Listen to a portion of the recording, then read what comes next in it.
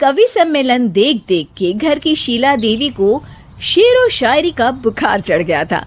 अब वो सीधे मुंह किसी को जवाब ही नहीं देती थी। उनके पति और उनका बेटा तो काम करने घर से बाहर चले जाते थे और उनकी शायरी झेलनी पड़ती थी बहू रेणु को। अब सास बोलती नहीं, अर्ज करती थी, संदूक पे रखी संदूक, संदूक में रखे झुमके, बहू झुमके निकाल के दे मेरे, कहाँ लगा रही है ठुमके। माँ जी, झुमके तो आपके निकाल दूंगी मैं, लेकिन आपके दिमाग से ये शायरी का भूत कैसे निकलेगा?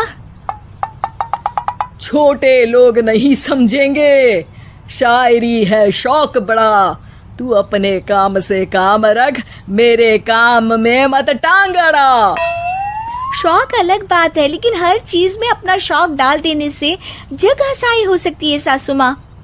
अरे मैं हूँ एक नंबर कलाकार, कोई ऐसी वैसी बला नहीं, तुम घर के कामों में उलझी, समझोगी मेरी कला नहीं। ठीक है माँ जी, आप नहीं समझती तो कोई बात नहीं, लाओ मैं आपके झुमके ही निकाल कर दे देती हूँ। बहू सास के झुमके निकाल कर देती है और वहाँ से चली जाती है।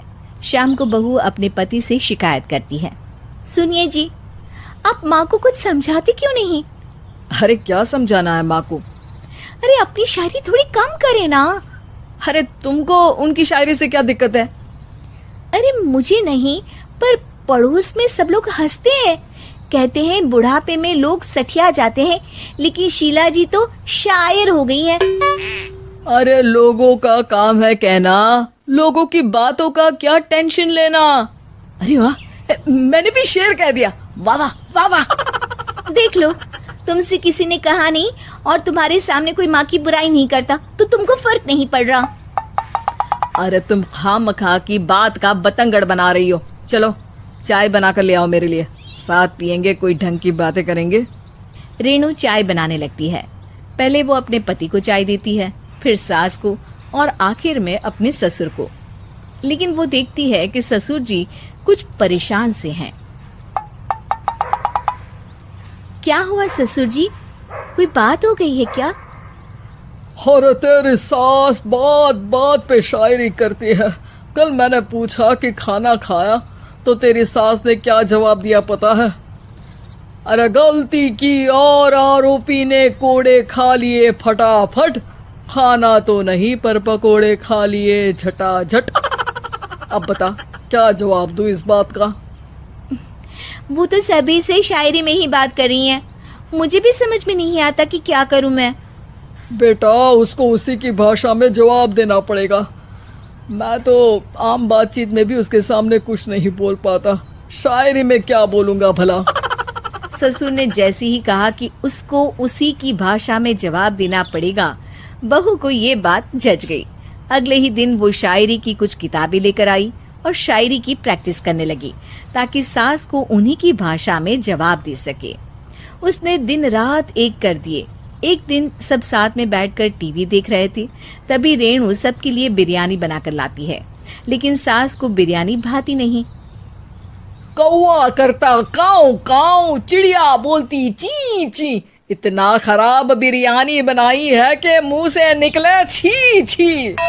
बस इसी मौके का तो बहू को इंतजार था, क्योंकि अब बहू सास को उसी की भाषा में जवाब देने के लिए तैयार थी। माँ जी हमको अपनी ये बेकार शायरी ना सुनाइए, जैसी भी बनी है बिरयानी चुपचाप खाइए। ससुर जी और रेणु के पति ने रेणु का जवाब सुनते ही जोर से ताली बजाई और सास ने जब रेणु का शायराना जवाब सुना तो उनके गले में बिरयानी अटक गई। बहू ने एक और शायरी का तीर छोड़ा। शायरी में बहू के सामने सास हो जाएगी ढेर, क्योंकि सास मारेंगी एक शेर तो बहू मारेगी 1.25 शेर। सास को छोड़ के सब वाह वाह करने लगते हैं। आज पहली बार सास को नहले पे दहला मिला था और रेणु ने सास का मुंह चुप करा दिया था। अगले दिन रेणु का पति उससे कहता है, अरे वाह, तुमने तो माँ की बोलती बंद कर दी, मजा आ गया। अब मेरे लिए कुछ बना दो, खाकर मैं काम पर चला जाऊं। शायरी ही है मेरा जीवन, वही करूंगी जी भर के। नौकरानी रख लो कोई, काम नहीं करूंगी मैं घर के। अरे तुम क्या माँ जैसी हरकतें करने लगी, सीधे सीधे बात करो ना। हो गई कल शायरी, रोज थोड़ी ना करोगी। शीशी भरी गुलाब की पत्थर पे फोड़ दो, जो मुझे शायरी से रोके उसके कान मरोड़ दो। पति घबराकर वहां से चला जाता है और बाहर उसके पिताजी के पास जाकर बैठ जाता है। दोनों अपनी बीवियों की शायरी से परेशान है। ससुर को पछतावा होता है कि क्यों उसने बहू को सास की भाषा में ही जवाब देने का आइडिया दिया। अब तो घर में दो दो शायर हैं। दोनों एक साथ दुखी स्वर में कहते हैं, हम दोनों की ही बीवियां जब से शायर हो गई है, क्या बताएं, जिंदगी एक फटा हुआ टायर हो गई है।